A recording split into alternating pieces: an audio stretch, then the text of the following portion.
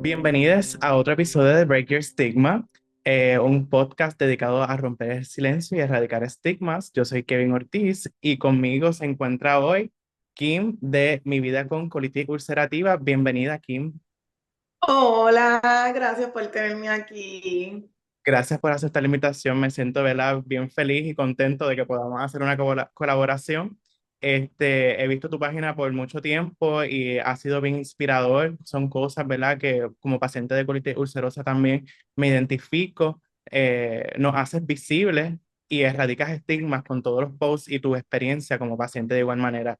Me gustaría saber cómo salió la idea de hacer una página de Instagram y llamarle Mi Vida con Colitis Ulcerativa. Surgió, yo creo que fue de la pandemia, Ok. cuando estuvimos aquí encerrados y comenzó este mundo digital. Eh, y yo quería hacer como un diario digital. Yo decía, yo quiero hacer un diario, o sea, era como que desahogándome. Y poco a poco, ¿verdad? Muchas personas me decían, ay, me identifico contigo, sé lo que estás pasando. Y así poco a poco, pues entonces empecé, ¿verdad? A dar mi vida, a decir las cosas que, los tratamientos, etcétera, hasta que me mantuve en la página y dar visibilidad. Me di cuenta que en ese momento no había muchas páginas, especialmente aquí en Puerto Rico. Y más adelante vamos a hablar un poquito de cómo me diagnosticaron y cómo fue el proceso, pero yo quería dar visibilidad también de la enfermedad porque entiendo que existía y todavía existe mucho desconocimiento de las enfermedades inflamatorias. Eso fue como que una mezcla. Primero fue porque me quería desahogar, después dar visibilidad, crear conciencia. Súper, sí que de igual manera, ¿verdad? Cuando a mí me diagnosticaron, yo no sabía de la condición, mi familia no sabía de la condición, y cuando empecé a buscar información, particularmente sobre incidencia o prevalencia de esta condición en Puerto Rico, pues los datos eran bien limitados, y al día de hoy siguen siendo bien limitados. Es que no hay muchos estudios dirigidos, ¿verdad? A ver cómo se distribuyen los casos, qué personas son las más afectadas en Puerto Rico, si son los hombres, las mujeres. Y cómo es el comportamiento entre la colitis ulcerosa y la enfermedad de Crohn, que también, ¿verdad? Son como condiciones hermanas, como yo digo, que aunque se llaman diferentes, hay muchas partes en cuestión a la fisiología de esa enfermedad que, ¿verdad?, se comparten. Se acerca el 19 de mayo, que es el día de concientización de las enfermedades inflamatorias del intestino, Crohn y colitis ulcerosa. Y, ¿verdad? Hacemos esta colaboración, este episodio precisamente para no solamente hablar de mi historia, sino traer, ¿verdad?, historias de otras personas, como en este caso, Kim. Cuéntame, Kim, ¿cuándo a ti te diagnosticaron? ¿Cómo fue tu experiencia, tu primera impresión y cómo has ido trabajando con eso a través del tiempo? Ahí me diagnosticaron en el 2017. Yo tenía 24 años. Y fue impactante y fue fuerte. ¿Por qué? Porque a mí yo creo que ni la monga me daba, yo nunca me enfermaba, yo nunca tenía nada. Y de momento, esto fue bien, o sea, lo mío fue bien rápido. Yo no tuve como que síntomas poco a poco. Fue un día que yo me acosté y por la madrugada me levanto con mucho dolor de barriga. ¿Y qué es lo que uno piensa? Y lo que comí me cayó mal. Lo que yo comí me cayó mal, yo fui para el baño y de momento veo un sangrado bien intenso. O sea, de la primera yo tuve un sangrado bien intenso. Obviamente esa primera impresión jamás se me va a olvidar. Fue bien chocante para mí porque uno piensa lo peor. Cuando uno ve eso, uno dice, ¿qué es esto? Recuerdo que hasta yo lloré, yo empecé a llorar porque yo decía, no sé lo que tengo.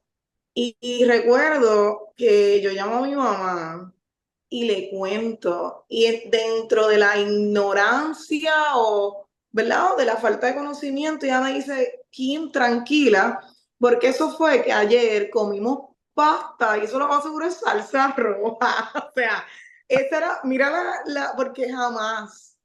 Y ese mismo día yo tenía mucho dolor, a mí me daba mucho dolor de estómago ese mismo día. Y yo recuerdo que mi padrastro me dijo, no, tú tienes que ir a un gastro. Y yo decía, ¿un gastro? ¿Qué es eso? Entonces yo no sabía. ¿Y dónde yo consigo un gastro? de hoy para hoy. Recuerdo que fui al hospital en Cagua. Yo fui piso por piso a ver quién me atendía y nadie me quería atender, porque obviamente era por cita previa. Yo me recuerdo que yo le lloré a una secretaria y le dije, mira, yo estoy sangrando de la nada desde que me levanté y yo estoy bien preocupada. Y obviamente lo primero que me dijeron fue, tienes que ir a sala de emergencia. Yo voy a sala de emergencia y estuve, ¿verdad?, varias horas y cuando me atienden me dicen, ellos no me examinaron, no me hicieron nada, ellos simplemente me dijeron, mira, tienes hemorroides, Mm, eso está bien común hoy día y más de tu edad, me recetaron, recuerdo que una crema, gracias. Y yo, pues pienso que tengo hemorroides. Llego a mi casa y yo veo que fue empeorando.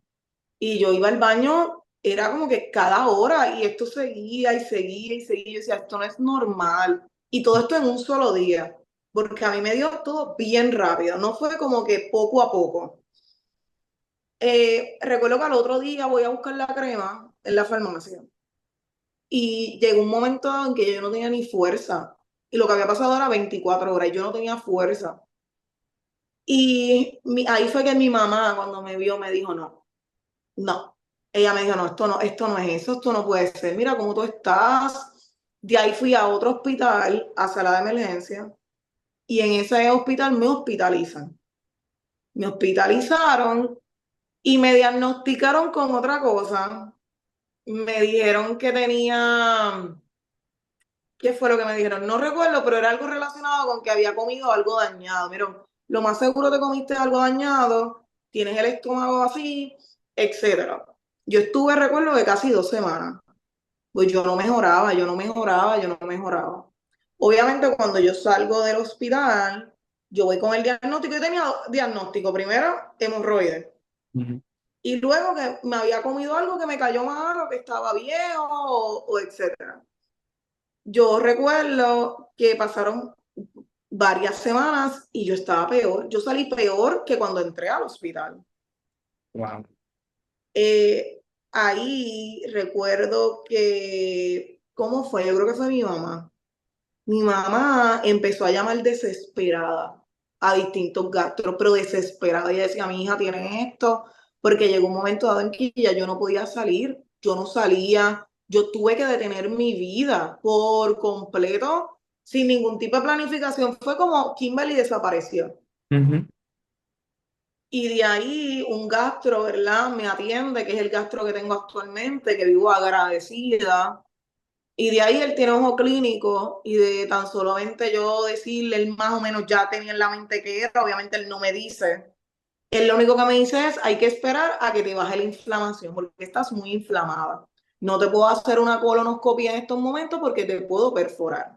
ujú, Tuvimos que esperar a bajar un poco la inflamación, ahí es que me dan prednisona, me dan un sinnúmero de medicamentos para que esa inflamación bajara. Bajó un poco, no bajó tanto, pero bajó un poco y lograron hacerme una colonoscopia corta, porque no podían hacerme la larga. Me hicieron la corta, me hacen una biopsia y la primera biopsia que me hicieron, efectivamente, colitis ulcerosa. So, así fue que a mí me diagnosticaron. Se tardaron más o menos como yo estuve como 3 meses Sí que en fue ese trayecto. un largo trayecto para llegar a un diagnóstico y, ¿verdad? Es algo que muchas personas no saben, particularmente cuando hay diferentes condiciones gastrointestinales que también se pueden confundir, porque muchas veces, ¿verdad? En la calle y también en el ojo clínico, por ejemplo, IBS, que es el síndrome de colon irritable, está también el Crohn y también otras condiciones, gastritis, están las hemorroides que también pueden ser. Reflujo, que es algo que la gente dice reflujo, eso que te cayó mal. Eso es lo que usualmente te dicen. Sin embargo, ¿verdad? ¿Verdad? Esta condición, hubo un momento en tu vida que tú tuviste que detenerlo todo, que, ¿verdad? Hay personas que ven un dolor de barriga, posiblemente le dan una vez en su vida o bien raras veces y posiblemente después de 1 o 2 horas se le va. Sin embargo, en una condición como esta es bien fuerte, es un dolor bien agudo y, ¿verdad? Es también un dolor que puede bloquearte, es un dolor que te inhabilita y, ¿verdad? Son cosas que es importante traer al ojo público porque, ¿verdad? Yo soy bien partidario y bien vocal con que no todas las discapacidades son iguales, hay una diversidad funcional que es casi infinita, y cuando uno tiene una condición como esta y está activa, nosotros podemos tener un montón de limitaciones físicas. Y además de eso, ¿verdad? Es un largo trayecto para llegar y concluir y, ¿verdad? Estar certero de que realmente ese diagnóstico. Es bien familiar con mi caso también. Yo estuve como 2 años realmente esperando recibir un diagnóstico como este, pero a diferencia tuya, Kim, cuando yo tuve mi sangrado bien fuerte, porque también empecé de esa manera, yo no me atreví a hablar. Yo me quedé callado, sentía mucho miedo, sentía vergüenza porque yo decía, contra, ¿cómo yo voy a hablar sobre Mm, sí? Y como que me encajoné en mí mismo, hasta que pues, recibí un diagnóstico, y me empoderé con información y entonces tuve esa fuerza de romper entonces mi silencio para hablar, hacer conciencia y demás. mm. Así fue también como tú también desarrollaste esa fuerza para hablar, para ser bien vocal con este tipo de condición y ser vulnerable ante los ojos de un montón de personas que a lo mejor no te conocen y tampoco de la condición. ¿Cómo describirías ese proceso? Yo creo que primero cuando yo me recuerdo que a las primeras personas que se lo dije fue a mi mamá y a mi padrastro. A ellos yo creo que fue más mi personalidad, ¿verdad? Yo soy una persona, siempre lo he sido, de que me preocupo, yo me sobrepreocupo, que eso también es un detonante para la enfermedad. Sí, Cuando uno sobre piensa sobre todo. Y mi personalidad hizo que yo llamara a mi mamá rápido y se lo contara. Sí, se lo conté a ellos, ¿verdad? Que fueron para mí clave ¿verdad? Para recibir el diagnóstico, para el tratamiento y todo lo que hemos vivido. Para yo hablarlo con las personas, a mí me toma un poquito de tiempo, pero yo creo que fue más el aceptarlo, porque a mí se me hizo difícil aceptarlo, a mí se me hizo difícil porque no es simplemente cuando te diagnostican, tienes colitis ulcerosa, es la otra parte y es de por vida.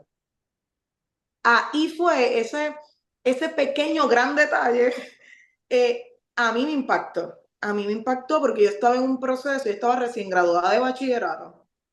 Yo tenía unos planes inmensos, ¿verdad? Y de momento estar hospitalizada, porque a mí me han hospitalizado muchísimas veces, pero ese primer año yo salía del hospital, no pasaba un mes que volví otra vez.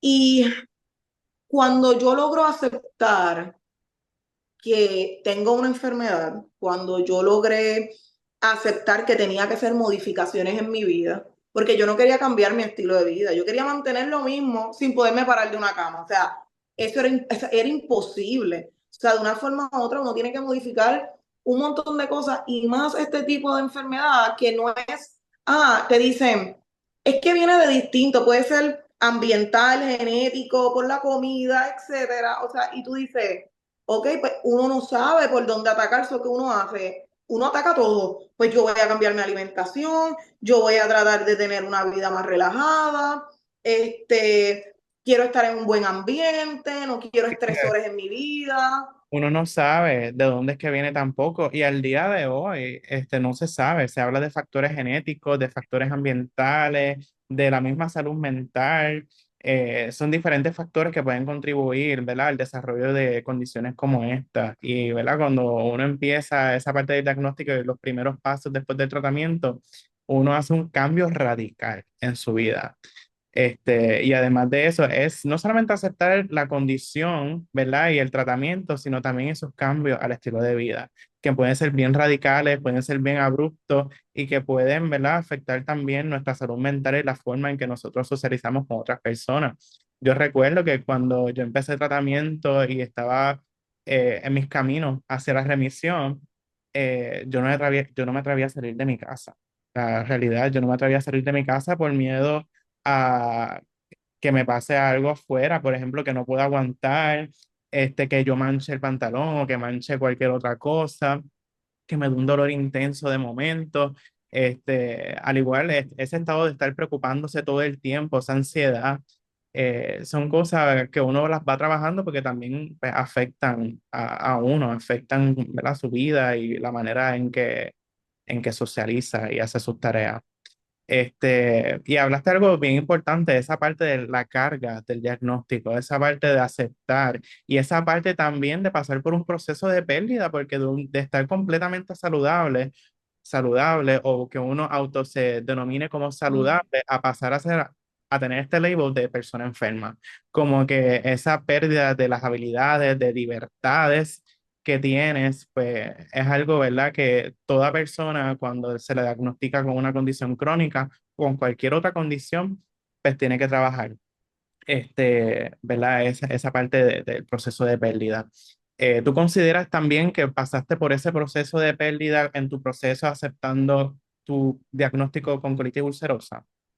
Sí, yo creo que esto es un duelo. O sea, uno pasa un duelo porque es como, ¿verdad? Como estaban mencionando. Yo recuerdo cosas tan sencillas como que una amiga tuya te invite a tomarte un café y uno decirle, mira, no puedo, porque mi mayor miedo cuando yo estoy, ¿verdad? En un brote son los tapones. A mí en carretera siempre me ataca. Y entonces yo prefiero estar en mi casa, ¿verdad? En la comodidad de uno. Y la realidad es que uno tampoco se atreve a usar cualquier baño, porque ese es otro tema. O sea, no cualquier baño es para usarse. Entonces, estamos hablando que aquí también está envuelto la higiene, que, ¿verdad? Uno puede tener colitis y quizás puede desarrollar una bacteria, otra cosa, ¿verdad? Por el mismo desespero, porque el mismo desespero de uno hace que uno use el baño donde sea.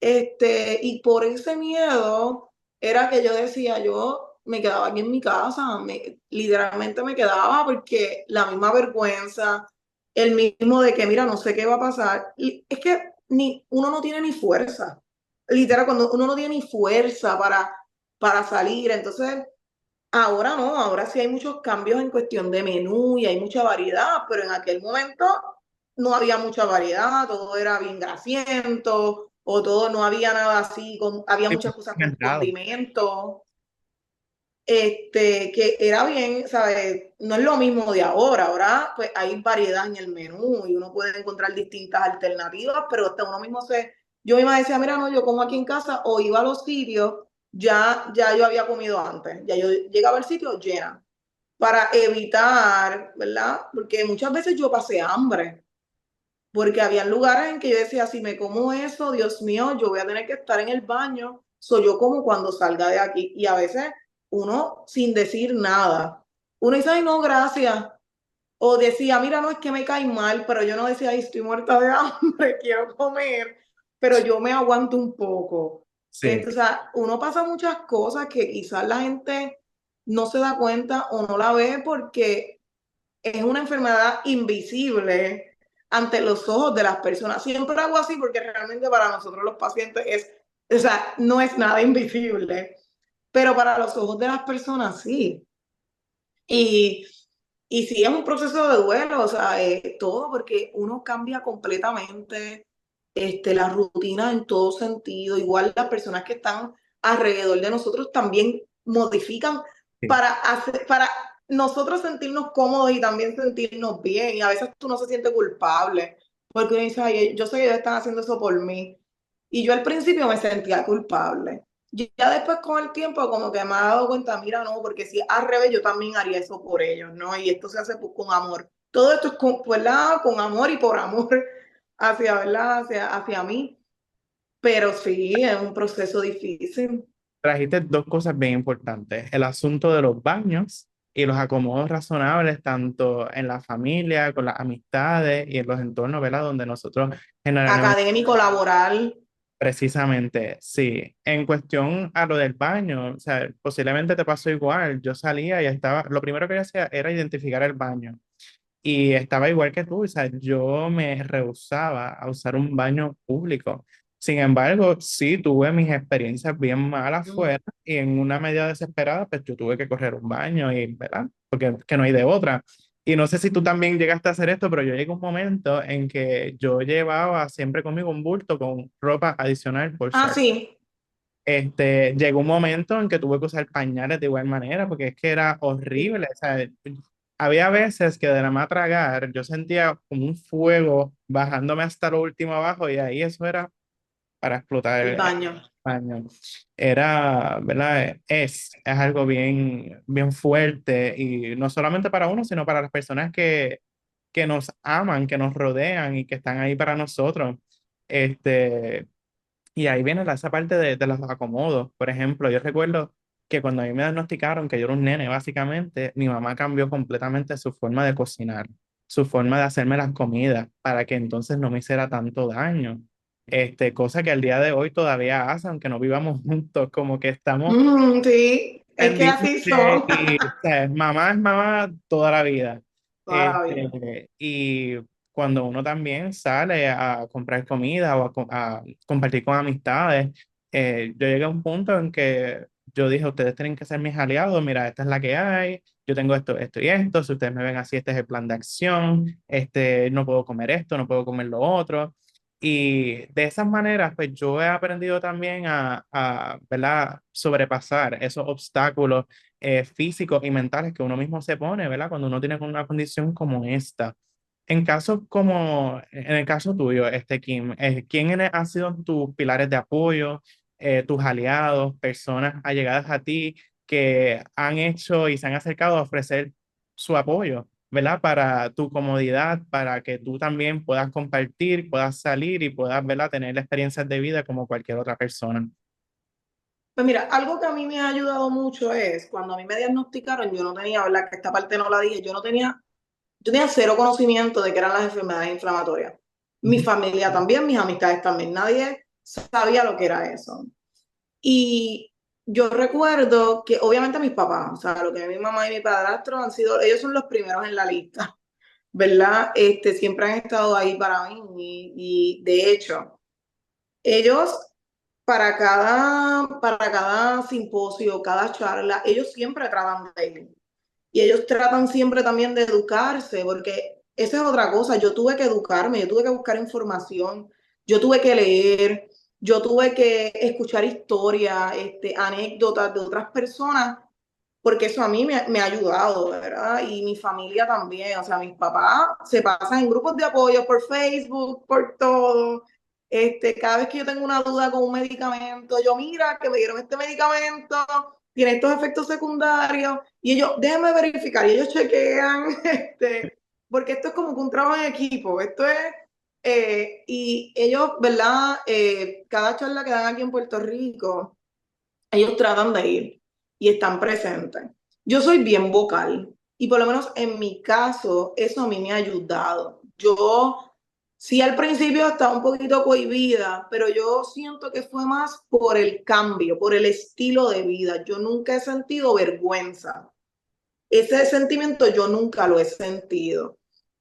Y yo creo que, ¿verdad? Tiene que ver también con mi personalidad. Yo soy bien vocal, digo las cosas y eso me ha ayudado, porque por ejemplo, cuando yo comencé a estudiar, yo fui con un panfleto, me recuerdo, con un folleto. Yo fui con un folleto y dije, mira, yo tengo esto y se lo dejé a los profesores, a mis compañeros también, mis familiares también que no tienen el conocimiento. Cada vez que yo veo algo por internet lo envío, algún artículo, yo doy share y lo comparto. Si lo leen bien y si no también, yo cumplo, ¿verdad? Con que lo puedan leer. Y gracias, ¿verdad? Gracias a Dios he tenido la dicha de las que las personas a mi alrededor son bien comprensivas. O sea, mis amigos son bien comprensivos, ellos tratan siempre de buscar la manera de no, mira, vamos a hacer esto porque Kimberly quizás pues esto le va, ¿verdad? No le va a hacer bien, o etcétera. O sea, ellos han sido bien comprensivos. Pero yo creo que ha sido porque he sido bien vocal.